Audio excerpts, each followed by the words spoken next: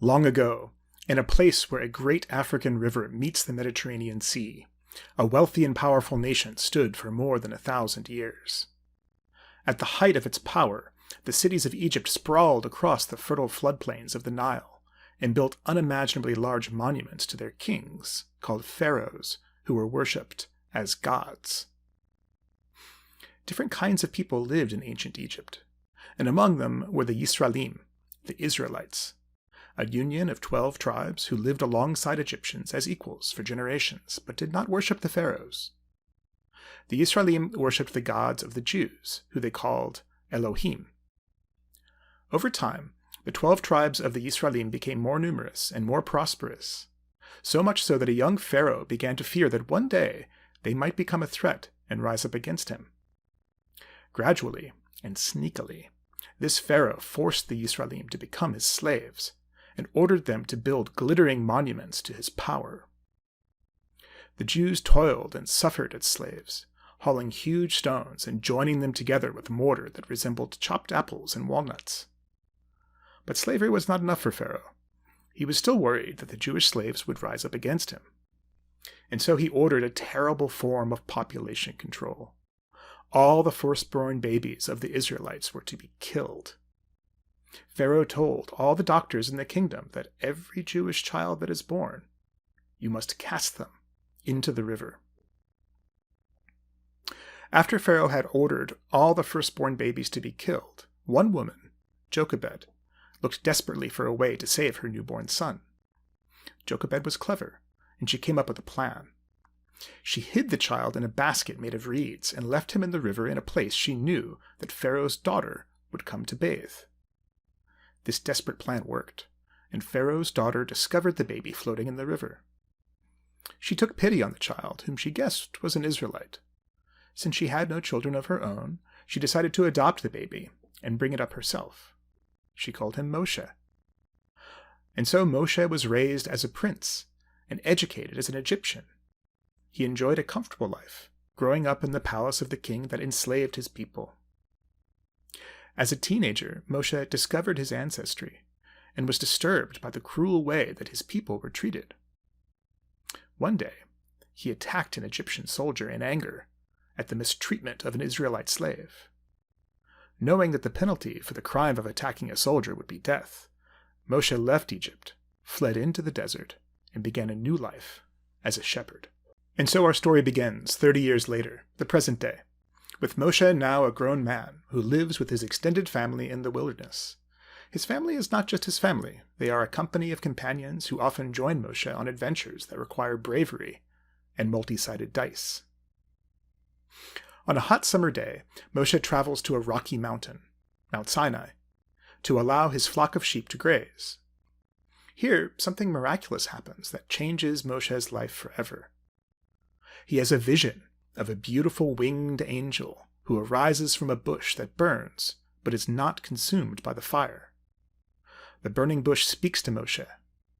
Frightened, Moshe hides his face in terror.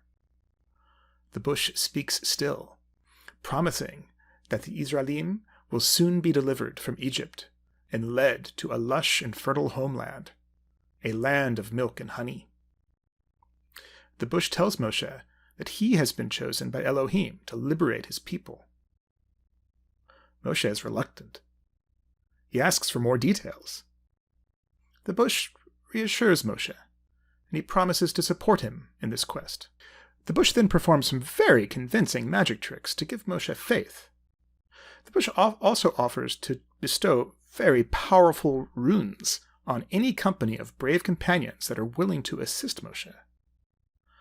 To this, Moshe agrees to help the bush, and also to help try and free his people. With this mission in his heart, and these promises from a magical burning bush in his mind, Moshe descends Mount Sinai and finds there his family, a company of brave companions, ready and waiting to help him. It's up to you, brave company. Your mission is to find the 10 runes of Elohim that will help bring freedom to the enslaved Jews of Egypt. Then, with these runes in hand, you must make your way to the heart of Egypt and help Moshe confront Pharaoh.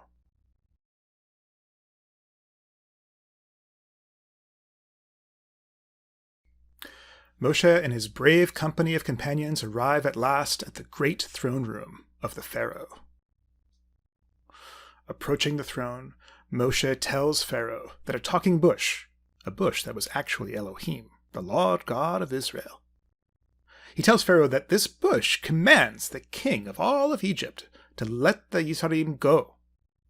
Standing taller than the largest of Pharaoh's guards, Moshe booms, "Let my people go." Pharaoh laughs and retorts that the Lord God of Israel is not the God of Egypt. The true God of Egypt, Pharaoh himself, does not believe Moshe, nor his company of brave companions. Moshe considers this carefully, and he thinks back to the burning bush. He imagines that performing a convincing magic trick might persuade the Egyptian king. Grasping the staff of one of the members of his brave company, he throws it to the ground. To everyone's amazement, the staff miraculously changes into a serpent. The large snake slithers around on the stone floor and sticks his tongue out. Pharaoh is not impressed. Calling over his counselors and magicians, Pharaoh speaks some unfamiliar words. His face flashes in the torchlight and appears for a moment to resemble that of a snake itself. After he completes this incantation, 6 of Pharaoh's court's magicians throw their staffs down on the ground, each of which also changes into a serpent, just like Moshe's, but smaller and less Jewish. These multicolored snakes slither around on the stone floor and stick their tongues out, until the larger snake, created from Moshe's staff, slides over and eats them one by one. The sight of snakes eating one another gives Pharaoh pause, but he remains unimpressed.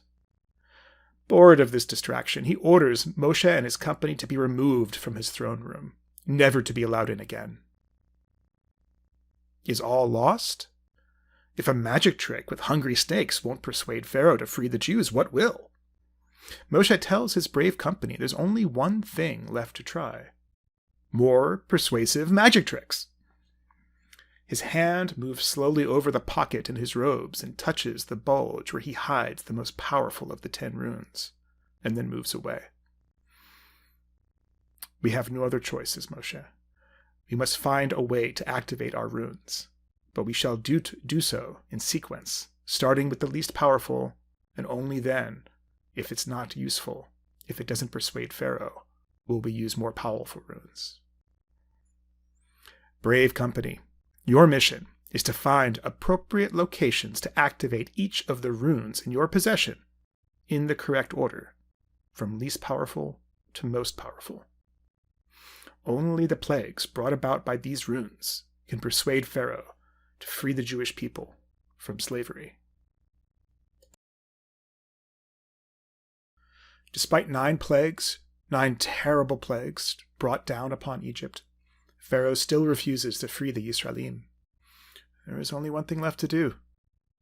Standing at the base of the largest pyramid in Egypt, Moshe reaches into the folds of his robes for one last rune. This last plague is so terrible, so awful, Moshe had hoped it would not be needed. But it seems the only way to persuade Pharaoh to let his slaves go. This final plague is the Makat Barkot, the plague of death. With a heavy heart, Moshe activates the rune. Above the pyramid, a storm swirls and grows, and from the center of the storm, an angelic figure slowly comes into view. Even partially formed and half obscured from view, Moshe can tell that this angel of the storm is not like the angel of the bush. It is not beautiful. It is terrible. This is the angel of death. Watching the angel slowly forming in the storm above, Moshe knows that once night comes, this angel of death would descend from the sky to bring death to the firstborn children of everyone in Egypt. Moshe recalled his experience back on Mount Sinai and remembers the training he received for using this last rune safely. Moshe calls to his band of brave companions. He orders them to fan out to every corner of the nation of Egypt and to spread the word to the Yisraelim, every family, Every family must sacrifice a lamb on this evening and smear the blood of this lamb on the door of their houses. The blood on the door is like a signal. This is how the angel of death would know as it visited each home, one after the next, to pass over the houses of the Yisraelim. But how could the company spread the word quickly enough to all the Israelites in Egypt? The first star of evening is already visible in the darkening sky. Not much time remains. Brave company, your mission is to devise a way to tell all the Israelites in Egypt that they should put a mark on their door so the angel of death passes over.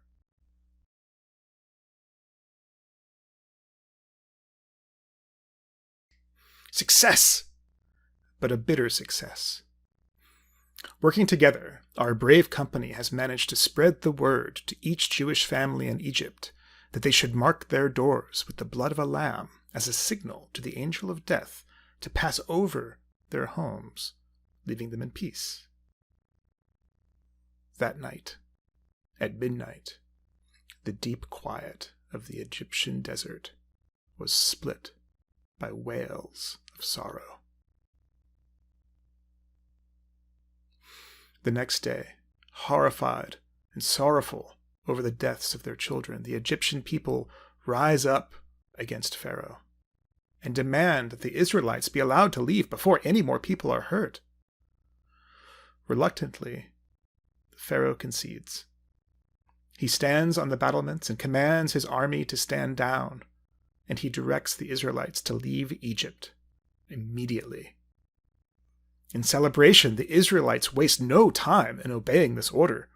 They hastily prepare to leave the nation. Moshe reminds his people that they must leave in a hurry, and they do not have time to pack a suitcase or take out the garbage or empty out the fridge or even bake bread for the long journey. After all, the bread simply would not have time to rise. Moving as fast as they could, they packed only small travel bags with toothbrushes and a change of pajamas. Leaving the garbage and the fridge, the people couldn't resist packing a little something to nosh on. Not delicious bread exactly, but considerably less delicious unleavened bread, basically giant crackers, which they strap to their backs to bake in the sun as they walk. As the Israelites leave, Moshe reflects on what he has done. The children of Egypt were not to blame for the enslavement of his people, and they do not deserve to die. As the Yisraelim approach the edge of the city, Moshe wields his rune once more and undoes the plague of death. All at once, all the firstborn Egyptian children return to life as if waking from a long sleep. The Egyptian people are relieved, but Pharaoh is enraged. Seeing that he has been tricked, he suddenly changes his mind about letting the Israelites go. He summons the might of his entire army, thousands of soldiers, and sets off on the fastest horses in the nation to pursue the Israelites on chariots. The Israelites see the army of Egypt in pursuit behind them, and ahead of them they see the great sea of reeds, an impossible barrier. They are hopelessly trapped. In great fear, the people cry out to Moshe, "Ah! It would have been better for us to stay in Egypt as slaves than to die here in this wilderness." Plus these crackers. Moshe is certain that there is a way for the thousands of his people to cross the Red Sea of Reeds quickly. But how? Brave company, your mission is to help Moshe find a way to cross the Sea of Reeds and lead his people to safety.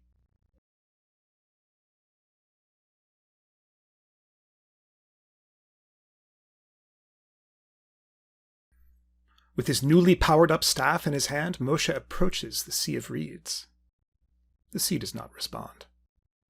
Moshe holds out his staff, and turbulent waves begin to form. He raises the staff above his head, and the sea becomes even more turbulent. He raises it higher, and waves begin to form patterns, moving in opposite directions away from a line directly in front of Moshe. Wave after wave, the sea level in front of him begins to lower until finally the sea parts, revealing a dry path across the seabed with walls of turbulent water on either side. The miraculous parting of the Sea of Reeds allows the Israelites to escape across the sea and away from Egypt unharmed. Timidly at first, and then, pressed by the threat of the huge army of Egyptians bearing down on the crowd, the Israelites step onto the now dry seabed and make their way across. Meanwhile, Pharaoh and his army do not hesitate for a moment. Without pausing, not even for a second, they follow the Yisraelim, charging headlong into the parted sea. Looking back, Moshe sees the approaching army. They're too late. With all the Israelites safely on the eastern shore of the Sea of Reeds, Moshe raises his staff once again, and the walls of turbulent waves crash down with a thunderous sound, swallowing up the entire army of Pharaoh. As the sea returns to its normal height, the Yisraelim see the mighty army of Pharaoh, taking off their armor, throwing down their weapons, and swimming to the opposite shore alongside their horses. They had escaped. They were free. Now safely out of Egypt, the story of the Yisraelim, of Moshe, and of his company of brave companions, it was not over. For 40 years, they wandered the wilderness in search of the land that the bush had promised. They were guided by a magical column of swirling dust during the day and by a magical column of fire at night, neither of which obviously had any idea of where it was going and must have been leading them in circles all over the Arabian Peninsula. They had all sorts of adventures out there in the wilderness. They ate fish that fell from the sky. They built cows of gold. They were given just 10 rules to follow, and the first thing they did was break them all. It was a good time. But even better was that time they finally found the land promised to them. A land flowing with milk and honey, but in a good way, not like a gross way. They finally arrived. But that's a story for a different time.